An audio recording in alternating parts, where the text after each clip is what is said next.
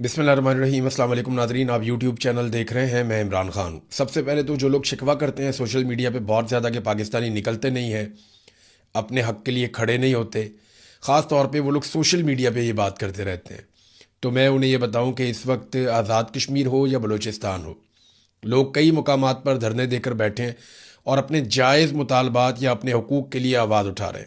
جو ان کے ساتھ ظلم اور زیادتی ہو رہی ہے وہ اس کے خلاف ڈٹ کر کھڑے ہیں۔ وہاں خواتین بھی ہیں، نوجوان بھی ہیں، بچے بھی ہیں، بزرگ بھی ہیں، اور اب سوشل میڈیا کی رسپانسبلٹی ہے کہ وہ ان کی آواز کو دنیا تک پہنچائے اور ان کی آواز بنے۔ وجہ یہ ہے کہ وہ دور دراز علاقوں میں بیٹھے ہیں، وہاں پہ انٹرنیٹ بند کر دیا گیا ہے اور پاکستانی میڈیا کو بالکل اجازت نہیں ہے کہ وہ ان کی کوریج کرے یا دنیا کو بتائے کہ وہ لوگ کیا مطالبات کر رہے ہیں اور ان کے اوپر کیا حالات گزر رہے ہیں۔ میں اپنی ذمہ داری پوری کروں گا۔ میری آپ سب سے گزارش ہے کہ اس وقت پوری دنیا تک بلوچستان کے لوگوں کی آواز پہنچائیں اور کشمیر کے لوگوں کی آواز پہنچائیں، تاکہ وہ سخت موسموں کے اندر بیٹھ کر اس وقت جو احتجاج کر رہے ہیں یا اپنے حق کے لیے کھڑے ہیں انہیں مایوسی نہ ہو۔ ان کی آواز بننا ہم سب کی ذمہ داری ہے۔ بلوچستان میں ایک دھرنا ختم ہو گیا، ہرنا اوڑک کا جو ایک دھرنا تھا وہ ختم ہوا، اور اس کی وجہ یہ بتائی جاتی ہے کہ کچھ لوگ بازیاب ہوئے ہیں اور کچھ یقین دہانیاں کروائی گئی ہیں حکومت کی جانب سے، جس کے بعد ان کا وہ دھرنا ختم ہوا۔ لیکن باقی جگہوں پہ دھرنے جاری ہیں۔ زیارت کے جو لوائقین ہیں وہ بھی اس وقت دھرنے دے کر بیٹھے ہوئے ہیں۔ جبکہ ایک اور انفارمیشن مجھے ملی جو بڑی حیران کن اور پریشانی والی بات ہے کہ جو پولیس اہلکار ہیں وہ اپنے استعفے جمع کروا رہے ہیں۔ اس کی کنفرمیشن نہیں آ رہی، لیکن یہ بار بار گردش کر رہی ہے سوشل میڈیا پر، یا بلوچستان میں لوگ کلیم کر رہے ہیں بار بار، کیونکہ جب تک سرکاری طور پہ اس کی تصدیق نہیں کی جاتی تب تک ہم کچھ کہہ نہیں سکتے، اور سرکار ایسی خبروں کی تصدیق جلدی کرتی نہیں ہے۔ بہت زیادہ ڈی مورال ہوئی ہے پولیس اور سیکیورٹی فورسز بلوچستان میں، اور انہیں لگا کہ انہیں اکیلا چھوڑ دیا گیا مرنے کے لیے، اور ان کا ساتھ کسی نے نہیں دیا جب وہ دہشت گردوں کا مقابلہ کر رہے تھے۔ 200 کی تعداد میں دہشت گرد آئے ہوئے تھے اور وہ چاروں طرف سے گھیر کر گولیاں چلا رہے تھے۔ ایسے میں نہ تازہ کبک بھیجی گئی اور نہ ہی ہتھیاروں کی سپلائی بھیجی گئی، بلکہ کچھ لوگ یہ دعویٰ کرتے ہیں کہ جو سپلائی ہتھیاروں کی آ رہی تھی اس کے رستے میں بھی روڑے اٹکائے گئے، جبکہ عام شہری نکل کر پولیس کی مدد کرتے رہے، کوئی فائدہ نہیں ہوا۔ اور پھر جو پولیس کے ساتھ ہوا، جس طرح ان کی لاشوں کے ساتھ ہوا، جیسے بے حرمتی کی گئی، یہ سارا کچھ اب تاریخ کا حصہ بن گیا۔ تو پولیس اب اس وقت بہت ناراض ہے، نہ صرف ناراض ہے بلکہ وہ خوفزدہ بھی ہیں کہ انہیں تو جیسے ایک چارے کے طور پہ استعمال کیا جاتا ہے ویسے استعمال کیا جا رہا ہے، لہٰذا اب وہ استعفے دے رہے ہیں۔ الگ الگ اطلاعات آ رہی ہیں، کبھی تصاویر لگا کر بتایا جاتا ہے کہ یہ پولیس والے انہوں نے استعفیٰ دے دیا، کبھی کوئی ڈاکومنٹ دیا جاتا ہے کہ یہ پولیس والے انہوں نے بھی ریزائن کر دیا۔ اب سرکار اس کے اوپر کیا حکمت عملی بناتی ہے یہ ہمیں آنے والے دنوں میں پتہ چلے گا۔ لوگ کافی ناراض ہیں بلوچستان میں، وہ اس وجہ سے بھی ناراض ہیں کہ ہمارے وسائل کے ساتھ، یعنی ہمارے پیسے پہ لیے ہوئے قیمتی جہازوں پہ بیٹھ کر شہباز شریف اور فیلڈ مارشل کوئٹہ آئے، لیکن انہوں نے ہماری بات ہی نہیں سنی، ہمارے شکوے ہمارے گلے سنے ہی نہیں۔ تو اس بات کے اوپر انہیں کافی تکلیف ہے۔ جو وزیر داخلہ ہے جس کو اس وقت بلوچستان میں ہونا چاہیے تھا، وہ ورلڈ ٹور کر رہا ہے، کبھی اقوام متحدہ کے اندر، کبھی کہیں پہ کبھی کہیں پہ، پھر زودان ممداری سے ملاقات کرنی ہے امریکہ میں، جو نیو یارک کا میئر ہے، ابھرتا ہوا لیڈر ہے اور بہت تگڑا سیاسی لیڈر ہے وہاں پہ امریکہ میں، اور بڑی مقبولیت ہے اس کی پبلک میں، اس سے بھی ملاقات کے لیے دعوے کیے جا رہے تھے۔ وہ ملاقات تو کٹائی میں پڑ گئی۔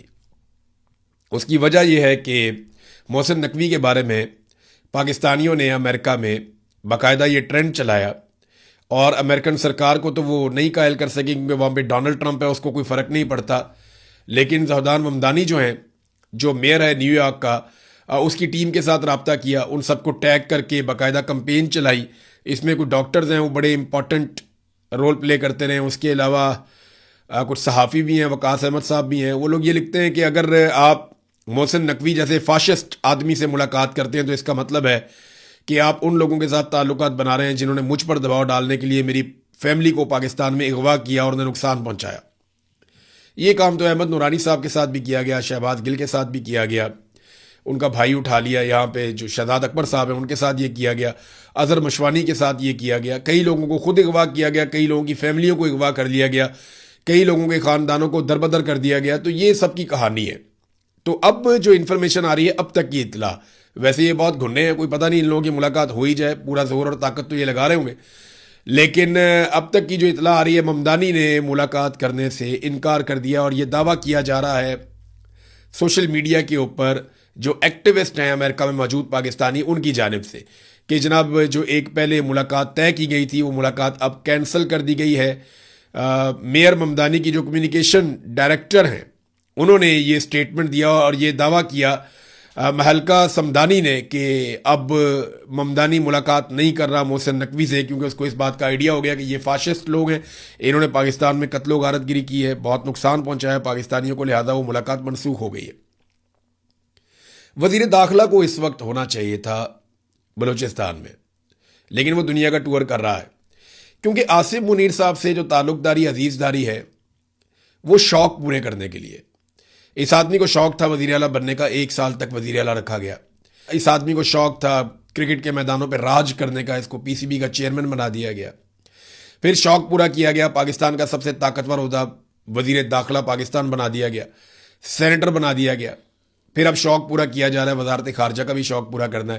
تو آصف منیر کے اقتدار کا سب سے زیادہ فائدہ اگر کسی کو ہوا تو وہ محسن نقوی کو ہوا. ایک دن رانا ثناء اللہ نے کہا کہ جی محسن نقوی صاحب کی بڑی مہربانی ہے کہ وہ کہیں شہباز شریف صاحب کی جگہ وزیر اعظم نہیں بن گئے.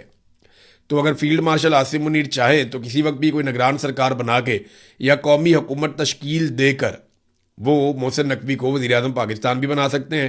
انہیں پوچھنے والا کون ہے؟ جو دل کرتا ہے ڈنڈے کے زور پہ کرتے چلے جا رہے ہیں. پاکستان میں کشمیر کے حالات ناظرین یہاں تک پہنچ گئے ہیں کہ جیلوں کی صورتحال کافی خراب ہے. مجھے کئی لبھائقین نے بتایا کہ جیلوں کے اندر جو ان کے پیارے بند ہیں یا جنہیں پکڑ لیا گیا اس تحریک کے دوران, انہیں مجبور کیا جا رہا ہے ویڈیو بیانات دینے کے لیے. خاص طور پہ میں نے آپ کو پہلے بتایا تھا کہ احمد فرحات صاحب پہ بہت دباؤ ہے, اور انہیں کہا جاتا ہے کہ آپ ایک ویڈیو بنائیں اور ویڈیو بنانے کے بعد آپ اپنے گھر جائیں. لیکن وہ ویڈیو بنانے سے انکاری ہیں, وہ ویڈیو بنا نہیں رہے. اچھا, میرے خیال میں اگر وہ ویڈیو بنا بھی دیں گے نا تو ان کو اتنی جلدی نہیں چھوڑیں گے جب تک کہ یہ معاملہ پورا ریزالو نہیں کر دیں گے. اب انہیں بہت ساری ویڈیوز چاہیے. کریں گے وہ یہ کہ جس وقت آپریشن کریں گے ان ویڈیوز کو ساتھ چلائیں گے, عوام کے کچھ انٹرویوز ساتھ چلائیں گے سلیکٹو قسم کے, کچھ سیاستدان اپنے لوگوں کو اکٹھا کریں گے, ان کے انٹرویوز کروائیں گے. تو یہ ثابت کرنے کی کوشش کریں گے جی کہ آزاد کشمیر تو کسی اور طرف کھڑا ہے, اور وہ جو لوگ گرفتار ہوئے تھے انہیں اپنی غلطی کا احساس بھی ہو گیا, اور بہت سارے لوگ قومی دھارے میں واپس آ گئے. تو یہ چند شر پسند ہے, انہیں ہم نہیں چھوڑیں گے. تو اس قسم کا ایک تاثر بنایا جائے گا, جیسے ہمیشہ سے پاکستان کی ملٹری اسٹیبلشمنٹ تحریکوں کو کچلتی آئی ہے, عوامی امنگوں کے خلاف جو ہے وہ فیصلے کرتی آئی ہے, اور عوامی تحریکوں کو ہمیشہ انہوں نے اسی طریقے سے دبانے کی کوشش کی ہے, چاہے وہ بلوچستان ہو, چاہے وہ بنگلہ دیش ہو, چاہے وہ خیبر پختونخوا کے قبائلی علاقے ہوں. ابھی وہاں سے ایک ویڈیو آ رہی تھی, اس میں ٹی ٹی پی کے لوگ بیٹھے ہوئے ہیں ایک اسکول کے اندر, غالباً یہ جنوبی خیبر پختونخوا کی ویڈیو ہے, اور وہاں پہ ایک اسکول کے اندر بیٹھے ہوئے ہیں اور اسٹوڈنٹس کی جگہ پہ بیٹھ کے طالبان جو ہے وہ ہنسی مذاق کر رہے ہیں, اور سارے نوجوان لڑکے ہیں. یعنی وہ مجھے یاد ہے آج سے چند سال پہلے کا ایک گانا 2016 کا ہے, تو یہ بچے تب چھوٹے بچے ہی ہوتے ہوں گے اس وقت. ابھی یہ نوجوان ہیں, یعنی 20 سال 25 سال کے لگ رہے تھے, کوئی 27 سال کا لگ رہا تھا, کوئی 25 سال کا, کوئی 20 سال کا, کوئی 18 سال کا. چھوٹی عمر کے لڑکے تھے, ہتھیاروں سے لیس وہاں بیٹھے ہوئے ہیں, بیٹھ کے وہاں پہ اسکول کے اندر تو قومی ترانہ بھی پڑھ رہے ہیں اور بلیک بورڈ کو استعمال کر رہے ہیں, مذاق کر رہے ہیں تعلیم کا. یہ وہ بچے ہیں جن کے بارے میں آئی ایس پی آر نے ایک دور میں ایک نغمہ جاری کیا تھا کہ مجھے دشمن کے بچوں کو پڑھانا ہے. یاد آیا آپ کو؟ اس سے پہلے ایک آیا تھا بڑا دشمن بنا پھرتا ہے جو بچوں سے لڑتا ہے. پھر میں نے دیکھا کہ پاکستان کی ملٹری اسٹیبلشمنٹ خود ہی بچوں سے اور خواتین سے لڑ پڑی. لیکن پھر انہوں نے کہا جی مجھے دشمن کے بچوں کو پڑھانا ہے, اور وہ دشمن کے بچے جو ہیں وہ پڑھنے کے لیے آئے, بندوقوں سمیت اسکول کے اندر جا کے پڑھا لیں انہیں. یہ حالات جان بوجھ کر ایسا لگتا ہے کہ پیدا کیے جا رہے ہیں. افغانستان کی تو سرحدی سیل ہے, تو دہشت گرد آتے کہاں سے ہیں؟ یہ کہیں سے نہیں آتے, ان کو یہیں پہ سہولت دی جاتی ہے. یہ جو گڈ طالبان ہے نا, یہ ہے سارا مسئلہ. مجھے علی امین گنڈا پور نے یہ بات بڑے آسان طریقے سے سمجھائی تھی, اور باقاعدہ انہوں نے مجھے ایگزامپلز کوٹ کی تھیں. گنڈا پور نے مجھے کہا تھا کہ فوج کھیلتی ہے گڈ طالبان اور بیڈ طالبان کر کے. جو بیڈ طالبان ہیں ان کو یہ کہتے ہیں مارو, اور ان کو مار کے یہ دنیا کو بتاتے ہیں کہ جناب دیکھیں ہم کتنے اچھے لوگ ہیں. اور انہوں نے اپنے گڈ طالبان بھی رکھے ہوئے ہیں جن کے ذریعے سے یہ نظام کو کنٹرول کرتے ہیں اور جگہوں پہ قبضہ کرتے ہیں اور بڑے طریقے سے وسائل کو کنٹرول کرتے ہیں. اور جب لوگ ان کے راستے میں رکاوٹ بنتے ہیں تو یہ گٹ طالبان کو اس علاقے کے اندر بھیج دیتے ہیں. یہ بات مجھے علی امین گنڈا پور نے اس وقت بتائی جب وہ وزیر اعلیٰ پنجاب تھے. بہرحال اس وقت بلوچستان کے اندر استعفے آ رہے ہیں, بلوچستان کے اندر دھرنے چل رہے ہیں, کشمیر کے اندر بھی ایسی صورتحال چل رہی ہے. کشمیری اپنے حق کے لیے ڈٹ گئے.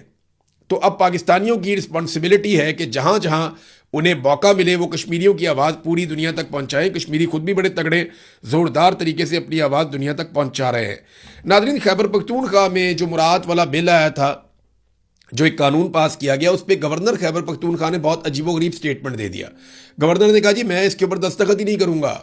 گورنر نے یہ بھی کہا کہ نہ صرف میں اس کے اوپر دستخط نہیں کروں گا بلکہ میں اس کی مخالفت کروں گا, میں اس کے اوپر اختلافی نوٹ لکھوں گا. اس طرح کی باتیں گورنر خیبر پختونخوا نے کہیں. لیکن دراصل انہوں نے کیا کیا, یہ قسمت خان صاحب تو ڈاکومنٹ ساتھ لے کر آ گئے, انہوں نے سارا پول کھول دیا. معاملہ یہ ہوا کہ 30 اپریل کو یہ بل پاس کروایا گیا تھا اسمبلی سے. اس کے بعد یہ چلا گیا دستخط کے لیے گورنر کے پاس. تو گورنر کو اس وقت لکھنا چاہیے تھا اختلافی نوٹ. لیکن ٹھیک 6 دن کے بعد گورنر نے اس بل کے اوپر دستخط کر دیے 6 مئی کو. یعنی ان کے بعد 10 دن کا ٹائم تھا کہ 10 دن کے اندر اندر وہ اختلافی نوٹ لکھ کر نظر ثانی کے لیے اس قانون کو واپس بھجوا سکتے تھے. لیکن گورنر نے 6 مئی کو اس کے اوپر دستخط کر دیے اور اسے فوری طور پہ قانون بنا دیا اور اس کے بعد چپ کر کے بیٹھ گئے خاموشی سے. لیکن اب جب یہ معاملہ اٹھا, اور معاملہ اٹھایا کس نے, پاکستان تحریک انصاف نے اٹھایا. پاکستان تحریک انصاف کے ورکر نے جب رولا ڈالا کہ یہ کیا چور بازاری آپ نے کی ہے, آپ اتنے بڑے بڑے مفادات لے رہے ہیں, عمران خان جیل کے اندر بیٹھا ہوا ہے, عوام پس گئی ہے مہنگائی کی اور غربت کی چکی میں, اور آپ اتنے بڑے بڑے فائدے لے رہے ہیں. جب پاکستان تحریک انصاف کا کارکن کھڑا ہوا ہے اس ظلم کے خلاف, تو اب گورنر صاحب بھی اس میں فائدہ اٹھانے آ گئے اور ایک لیٹر بھی جاری کر دیا ہے جس کے اوپر تاریخ نہیں لکھی ہوئی کہ جناب میں تو اختلافی نوٹ لکھ چکا, میں تو اس کے بعد خلاف ہوں. لیکن 6 تاریخ کو جس نے دستخط کیے وہ کون تھا گورنر صاحب؟ یہ سوال قسمت خان صاحب نے اٹھایا اور بہت ٹھیک اٹھایا. یہ سارے اکٹھے ہیں, اقتدار کے حمام میں یہ سارے ننگے ہیں. یہ گورنر خیبر پختونخوا لوگوں کو یہ ثابت کرنے کی کوشش کریں جی میں تو بہت اچھا آدمی ہوں, میں تو اس طرح کے مفادات کے خلاف تھا.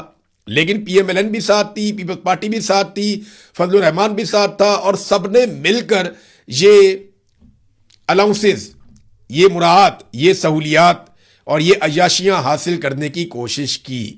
اور گورنر نے اس کے اوپر 6 دن کے اندر دستخط کیے. اس وقت اختلاف نہیں کیا. اب جب رولا پڑ گیا تو آپ کہہ دیجیے اگر میرے پاس آیا تو میں دستخط نہیں کروں گا. جناب آپ 6 مئی کو دستخط کر چکے ہیں اس ڈاکومنٹ اور اس خبر کے مطابق. ناظرین, جہاں برطانیہ میں شہباز شریف صاحب نے آموں کے تحفے بھیجے ہیں, اور یہ آموں کے تحفے نون لیگ کے کارکنوں کے لیے بھیجے ہیں. کبھی آپ نے سنا کہ کارکنوں کو لیڈر تحفے دے رہے ہو؟ ایسا نہیں ہوتا نا, یہ صرف الیکشن کے دنوں میں ہوتا ہے. پاکستان کے اندر جب الیکشن آئیں گے تو کارکنوں کو جا کے ٹھوڑیوں کو ہاتھ لگائیں گے, ان کے آگے ہاتھ جوڑیں گے, ان کے دروازوں پہ کھڑے ہو جائیں گے ووٹ مانگنے کے لیے. لیکن ابھی تو ووٹ کا سیزن نہیں ہے. میں اب کسی وجہ بتاتا ہوں آپ کو. میں پاکستان سے باہر ان کی ٹکے کی اوقات نہیں ہے شریف خاندان کی. کوئی انہیں منہ نہیں لگاتا, کوئی ان سے بات کرنا نہیں چاہتا. لوگ ان کے منہ کے اوپر آ کر ان کی بے عزتی کرتے ہیں. تو یہاں نا بہت تھوڑے سے کارکن بچے ہیں پی ایم ایل این کے پاس, اور وہ ان کا بہت بڑا ایسٹ ہے. وہ ایک ایک کارکن کو ہیرے کی طرح ٹریٹ کرتے ہیں, اور انہیں پاکستان سے وزیر اعظم پاکستان اپنے خرچے کے اوپر نہیں, پاکستان کے خرچے کے اوپر آموں کے تحفے بھجوا رہا ہے کہ جناب یہ آم کھائیے, اور جب کبھی نواز شریف کسی مشکل میں آئے تو اس کے سامنے آ کر کھڑے ہو جائیے گا. جب کبھی عوام نکلے اور نکل کر نواز شریف کو برا بھلا کہے تو آپ نے اس کے سامنے ڈھال بن جانا ہے. تو کیونکہ ان کو کارکن ملتے ہی نہیں, بہت تھوڑے سے ہیں بیچارے, بالکل آٹے میں نمک کے برابر.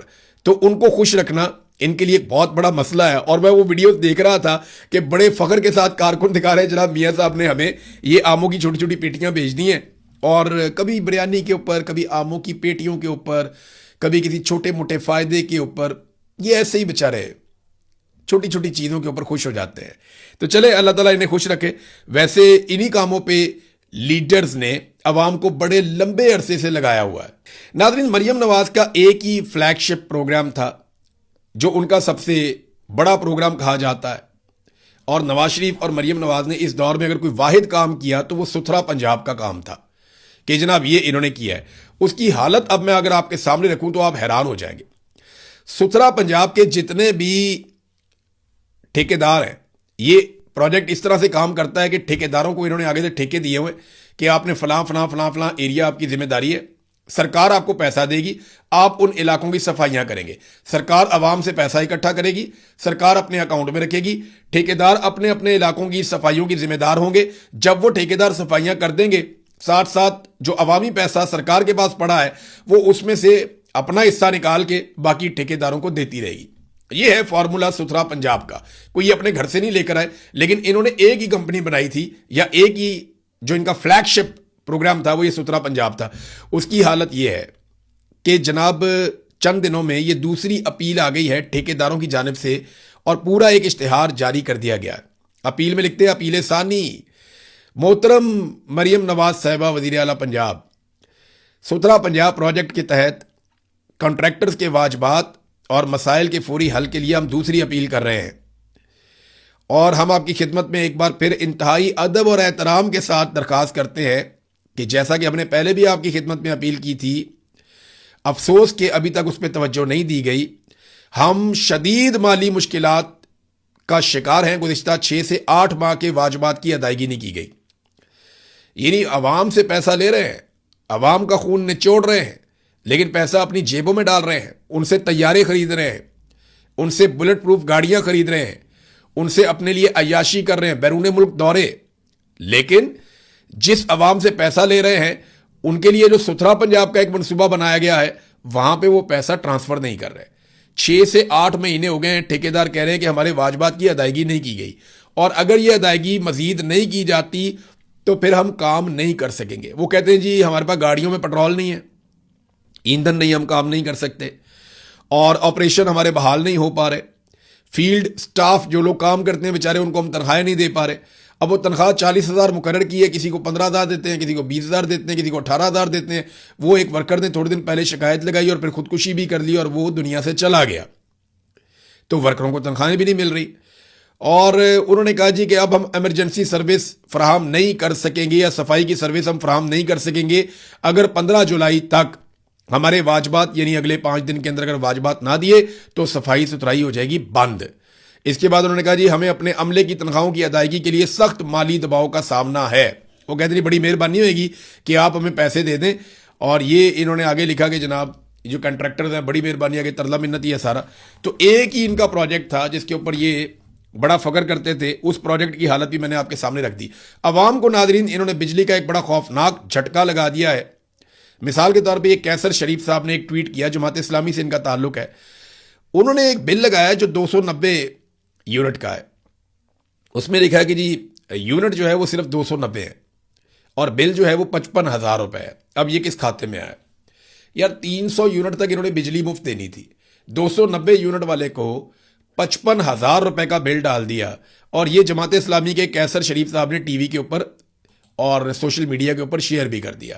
اب آئیں آپ ایک اور چیز پہ, کہ پہلے یہ ہوتا تھا نا کہ 6 ماہ تک اگر آپ نے ایک بار بھی 200 یونٹ سے زائد استعمال کیا تو آپ پروٹیکٹڈ کیٹیگری سے باہر چلے جائیں گے, یعنی آپ نے 200 یونٹ سے کم استعمال کرنا ہے ہمیشہ. اگر 6 ماہ میں ایک دفعہ بھی آپ 200 یونٹ سے اوپر گئے تو آپ کو پروٹیکٹڈ کیٹیگری سے نکال دیا جائے گا, چاہے آپ 2 یونٹ بھی استعمال کریں اگلے مہینے, لیکن آپ کو بل مہنگا آئے گا. یہ ایک انہوں نے طریقہ کار بنایا ہوا تھا. اب وہ جو کیٹیگری ہے 6 ماہ والی وہ بھی ختم کر دی گئی, کیونکہ بہت سارے لوگوں نے اس بات کو یقینی بنایا کہ وہ ہر صورت 200 یونٹ سے نیچے ہی رہیں گے, اور وہ اس کیٹیگری میں آ گئے اور وہ اس کا فائدہ اٹھا رہے تھے. لیکن اب سرکار نے یہ والی کیٹیگری بھی ختم کر دی ہے, اور بجلی کی قیمت تو وہ لگاتار بڑھا رہے ہیں, بڑھاتے چلے جا رہے ہیں. تو عوام کو بجلی کا ایک کے بعد ایک جھٹکا لگایا جا رہا ہے, اور لگاتار لگایا جا رہا ہے. اب تک اتنی اپنا خیال رکھیے گا, اپنے اس چینل کا بھی. اللہ حافظ.